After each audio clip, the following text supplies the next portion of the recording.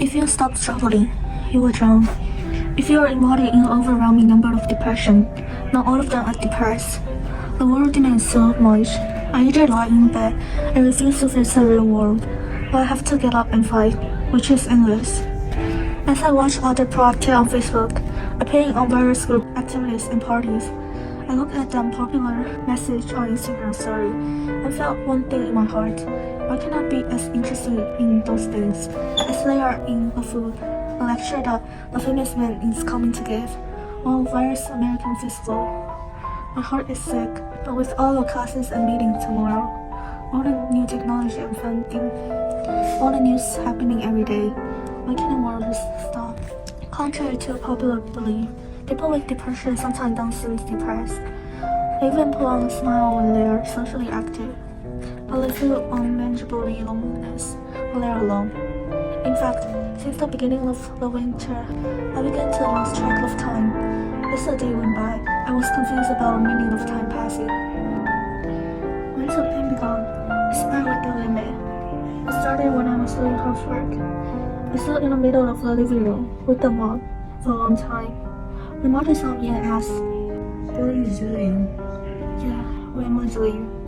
Picking up the mug should be mopping the floor. But I looked carefully. The floor has been mopped yet. The water in the bucket is dirty also. As this happened more and more, I gradually found out my thinking became blackish. My behavior became slow. I was often late to class, and I was always criticized by my teacher, but I didn't feel guilty at all. I was not like this before.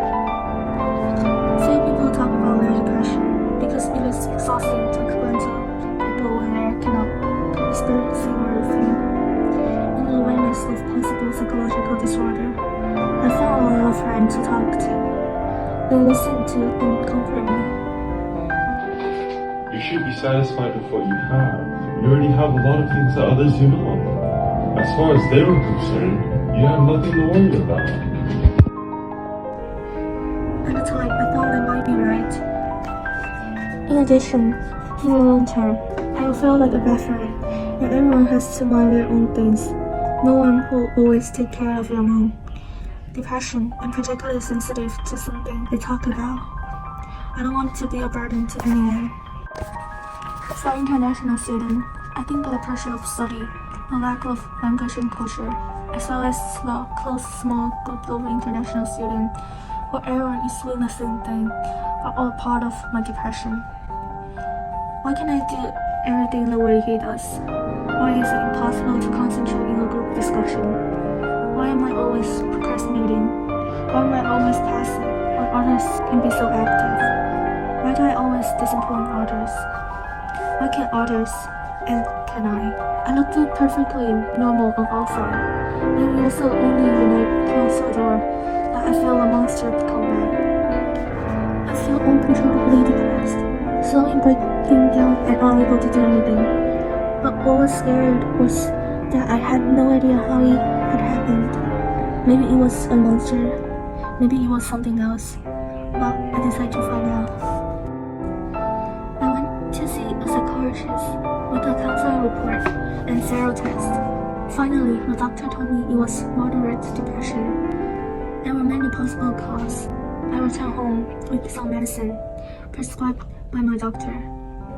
I called my mom, and she went on and on about her family. I decided not to tell them. Studying abroad is lonely, living alone in a foreign culture. Because everything is alone, sometimes you lack a benchmark and worry about whether you're doing actually. You know, when you're alone on the road, you always wonder if you're going to find a new empire, or if you have gone completely overboard. When encountering difficulties, not all people feel comfortable seeking help, and many people will choose to digest by themselves. There had to be an exit. Later, I did tell a few friends. They did not believe me at first, though I was joking again. When I cried and told them about my recent mood and behavior change, they fell silent. To this day, I still remember my friend's silent reactions. She said, "You don't look sick at all."